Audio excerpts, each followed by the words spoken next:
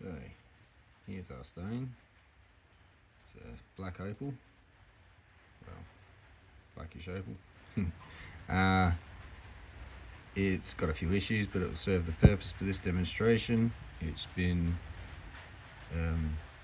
dremeled all the way around, given most of it shape. It's a little bit faceted edges here and there, but they'll be taken off with the paper. And this is what we're using: 400, 800, 15, and basically a 2000 with the cerium oxide, all on cork block. Now, I'm sure you could do the whole stone on a cork block. You might want to start off with a 60-50 grit, something coarse as heck, to get it to something like that, and it will take quite a while and a couple of sheets, but it's always possible. So you don't really need machinery at all. Probably going to get a bit loud in a sec, seems like the rain's just coming back at the wrong time, but I'm going to make a start on this anyway. So I only need a bit.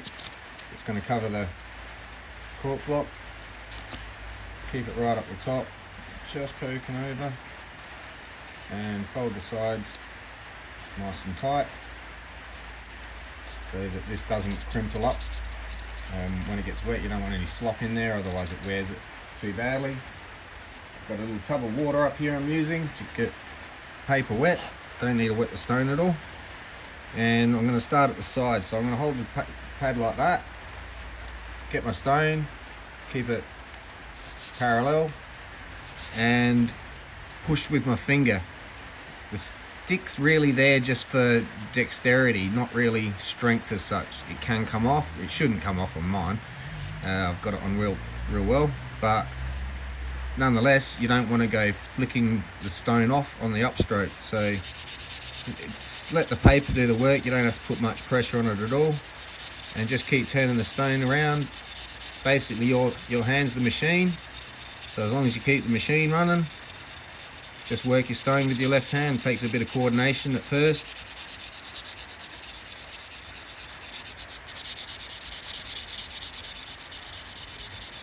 Don't let the paper dry out. And even just that little bit, if we can get it to focus, you can see it's getting a better finish on the sides than that rough top. So a bit more water.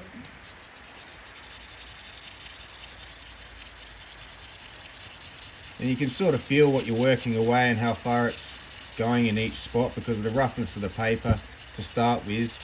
It really grips in there, tearing off all the bits, but once it gets down to its level, it feels a bit smoother, so you can sort of gauge whether you're close to going, yep, that's done.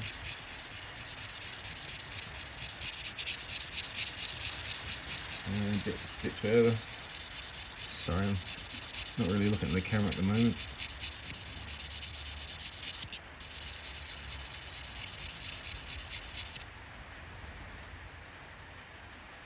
So it's coming up alright. Now start coming up the sides. And what you do is, just like the machine, you change the angle, but I'll change the angle of this hand. I sort of come across the stone and around in an arc, so it's not direct straight up and down. Just to give it the round. You don't want to, you could sand facets in these, even with a cork block. So I'm not going to go, I'm not going to go straight on as if I'm going towards the center, and they go on an angle as I come up and over, and that's just to get that round started.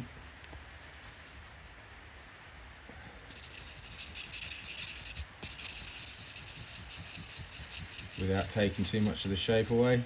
That matters on bigger stones when you've got the nice setting edge. You don't want to wreck that. I'm just trying to get all this done on camera in one hit so you can actually see I'm not cheating or anything. I'm coming up over the top now. I've come up over and now I'm sort of doing that part. And as I go around, you just make sure you get all the different angles to the top. So I'm going to start from the top, and instead of working this side of the stone here, I'm actually working that side now.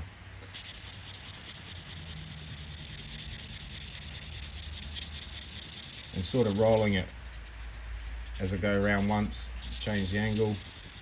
That way all your sanding marks don't go in all the same direction. They crisscross over each other and it makes it easier for the next pad to chew away at them. And you want to keep doing this until you can see the finish on top is a nice sheen finish of that grit. Any deeper scratches should show up through it, but sometimes you can miss. So looking at that, it's much better. Now I can see some marks that were left from the pad, from the Dremel grinding tip. So I'm just going to get into this for a second.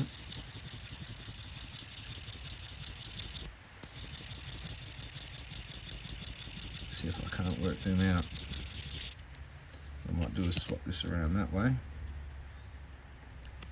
Use a fresher part. You can hear that. Louder.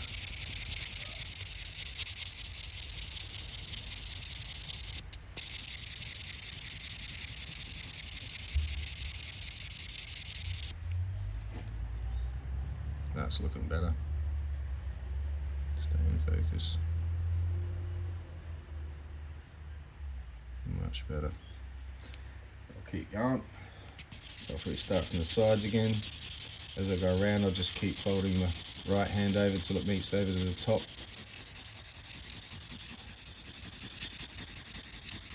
Rolling it over, sorry. Folding.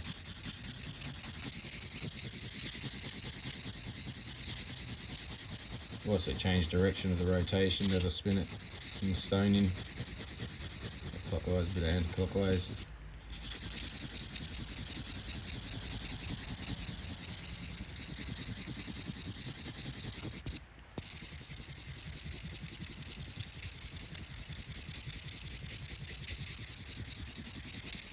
And once you get this first grit out of the way, the rest is so much simpler, because this grit's having to tidy up what the last grit was, which would have been 260.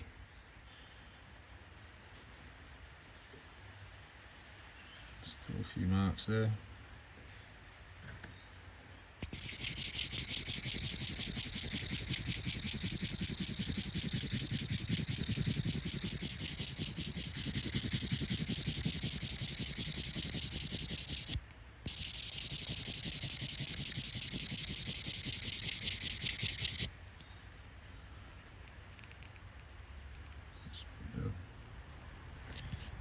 Now, move on to the next one, which would be a 800.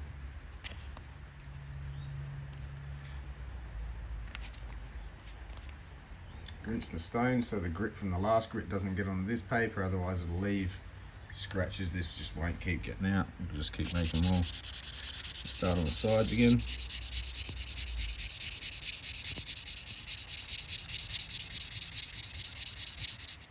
And this time, as I said, I don't really have to work it so hard.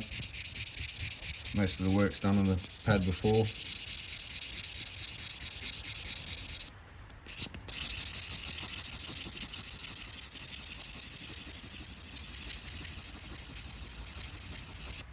I'm just taking out those scratch marks.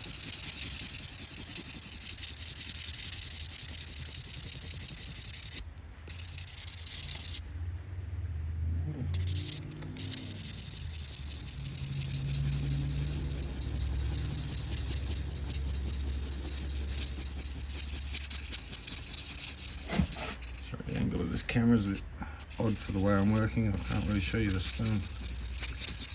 This way. There you go.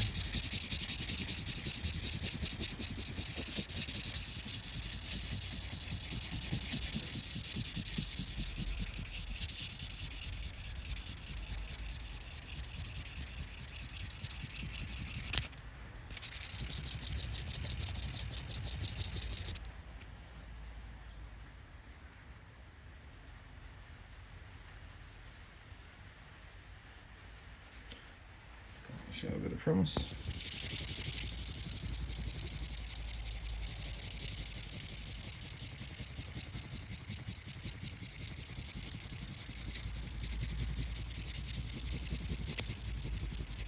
So yeah, it wasn't unusual for me to only cut about 4 stones a day on a good day.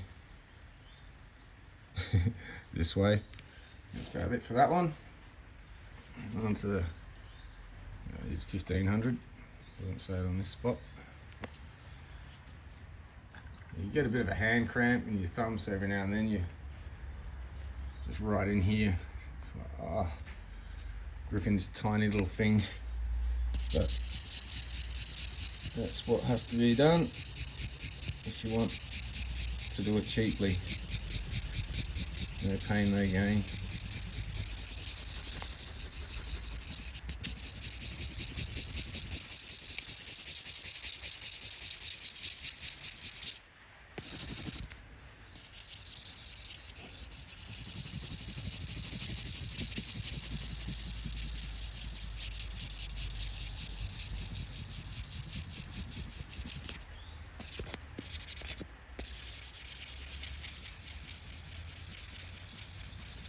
Oops, way off camera.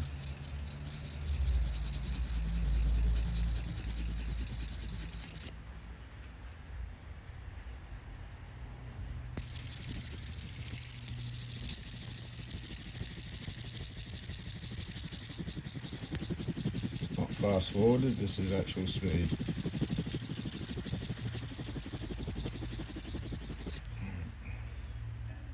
And that's the final pre-polish.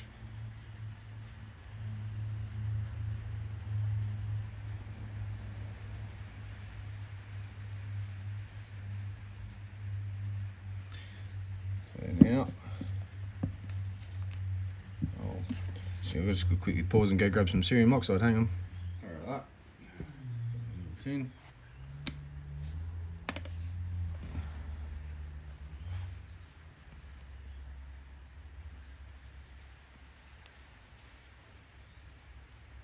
Still as it was, not polished yet.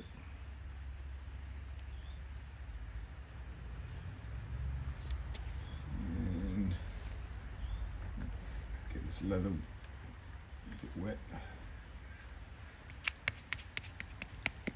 Push the water into it. Tip a bit of this stuff on. I don't need heaps. It's only a small stone.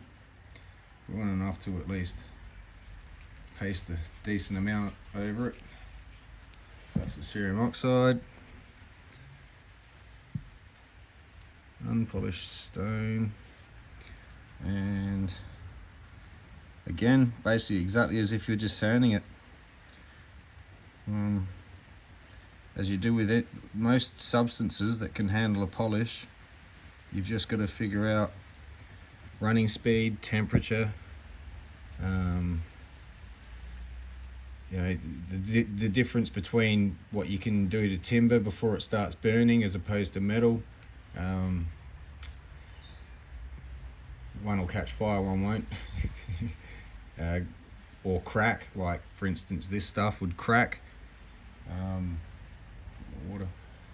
If given too much heat, full stop. It can tolerate heat, but not a super amount. And when I say tolerate heat, if you can bring it up to a certain temperature before it will just crack it, but gently, it can handle some heat. So when I'm putting it on the stone, on the stick, dopping it, it gets a bit of heat from the candle. And it can handle that as long as I don't just hold it in one spot and let it heat up that one spot. Because that's just where you got the hot and cold issue. One's expanding, one's staying put because it hasn't expanded yet. And the expansion rate's too quick for the other part it's attached to, it'll split apart. So, water.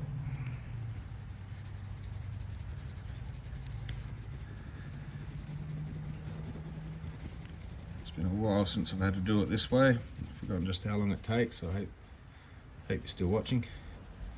Skip ahead if you need to. What I'm going to get to in a little bit is a bit of the details on just how much there is to consider in pricing Opal over and above colour, pattern, carats. There's so much more that gets taken into account in certain decent stones. Start to take a bit of a polish. This will take a little while. I might as well just talk about it now if you're still listening. So obviously, whether it's a solid to a doublet or a triplet, solid's always going to be worth more for the same display of whatever you're looking at, or because it's a solid. Simple. The weight and carats can play into, obviously half a carat's not going to be worth as much as 5 carats, and I don't mean the carat size difference. I mean because of the size.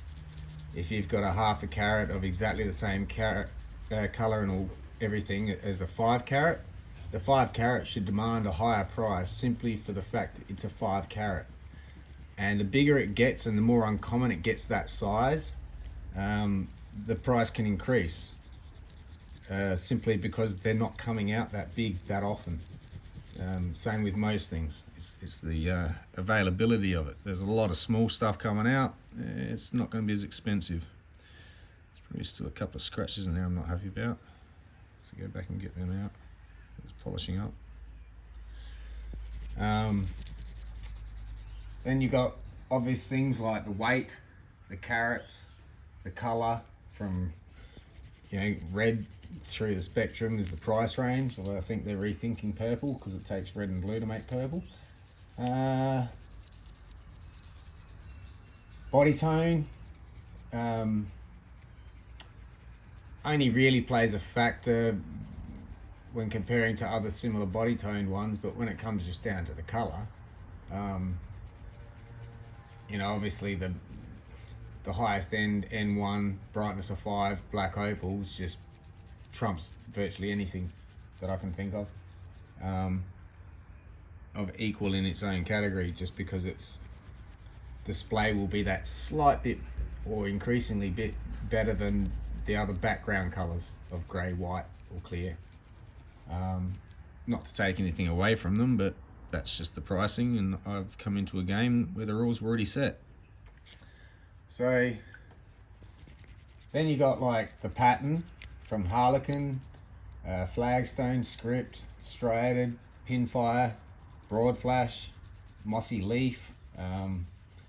For instance, there's the different value system to each pattern, and then there's the Opal field. As far as you got Lightning Ridge, Minterby, Lambina, Cooper Pedy, Andamuka, White Cliffs, Yower, Eromanga, Opalton, Koroit, Quilpie.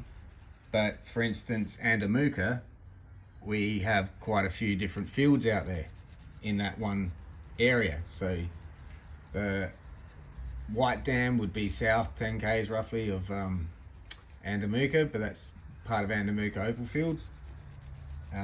German Gully, Christmas Tree Hill, a few others, and they're all fields within that area. So when I say the field matters,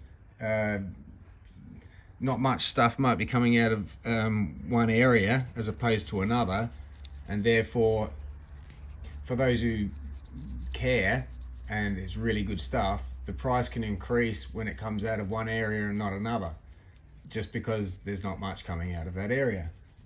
That rarely comes down usually to that size a matter when it comes down to the, like Andamuka is Andamuka, whether it be White Dam or up north of Andamuka, anywhere there. But it's not that you're comparing each field, but there is a different type of opal from down White Dam that is more common there, more crystally. Yet the rest of Andamuka has other spots that are like that too, maybe just not as commonly coming out. It's more matrix in one area and all that sort of thing. So if you're in a matrix sort of area and you come across a nice bit of crystal, it's like, oh, there's a surprise. And it's up to the buyer and the seller to market it right and make that such a difference that it increases in price, but it can be done. Then you got the cut as opposed to freeform or carving. The traditional oval high dome is always the prized cut, apparently. Again, rules were set, I've come in on it, but I do like my carvings. The imperfections and cracks, flaws, inclusions of sand or other minerals that distract from the opal and therefore detract. Then you've got things like with the matrix, because it's treated, it's not worth as much as untreated. And even then you got the matrices, don't just lump matrix into one category, because it's like, was it boulder opal matrix, is it and a Muka sandstone matrix, or you know, any of the other kind of matrix. So yeah, there's so many factors really that go into it other than just size, color, pattern, brightness. But then again, on these sorts of stones, a lot of that doesn't really matter, because they're not, unless you're an evaluator who can do it for nothing, it's not really worth evaluating a stone that's not even worth the evaluation. If you understand. But so anyway, that's sort of coming up much better, especially from where it started out at, and even just as a specimen piece. I'll probably finish this off a little bit better than it is at the moment, don't panic. This is more demonstration purposes, just to say that you can actually bring it up to a polish, and probably a bit more time than I've given it here. I might have got those scratches out, but I just wanted to get this done and not drag it on too long, which I'm sort of doing. So nonetheless, I'll sort of try and wrap it up. I think I've got out most of the bits of information I wanted to impart in this video, and I think I proved the point on this sanding and polishing it.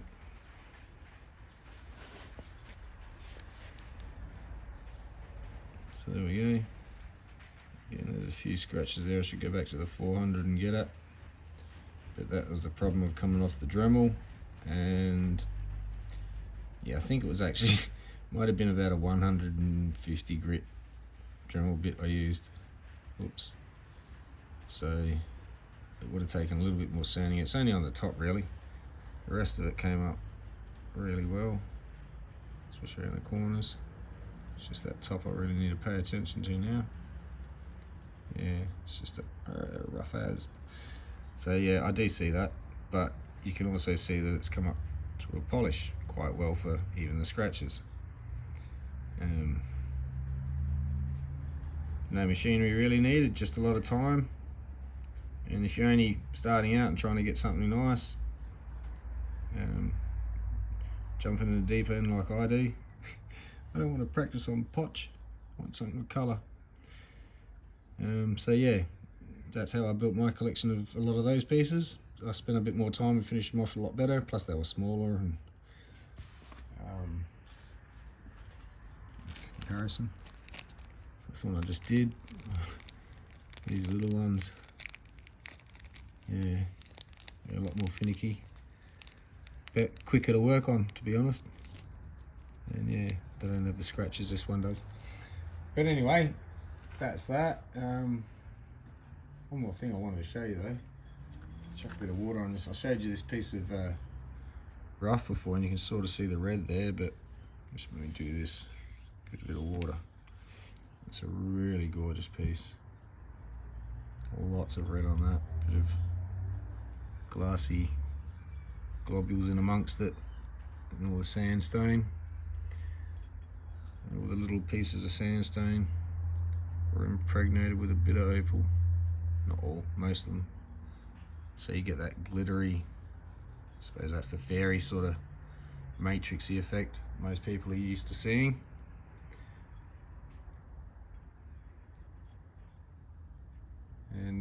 yeah, hope this explained a few things for a few people. Don't forget to check out that link. Len Cram of Sunrise Opals has posted it. I don't know if he is Sunrise Opals, but they posted this information, so give them some credit. But check it out, read it all, and yeah, good luck understanding Opal any better than I do now. So take care. I'll see you in the next video. Cheers.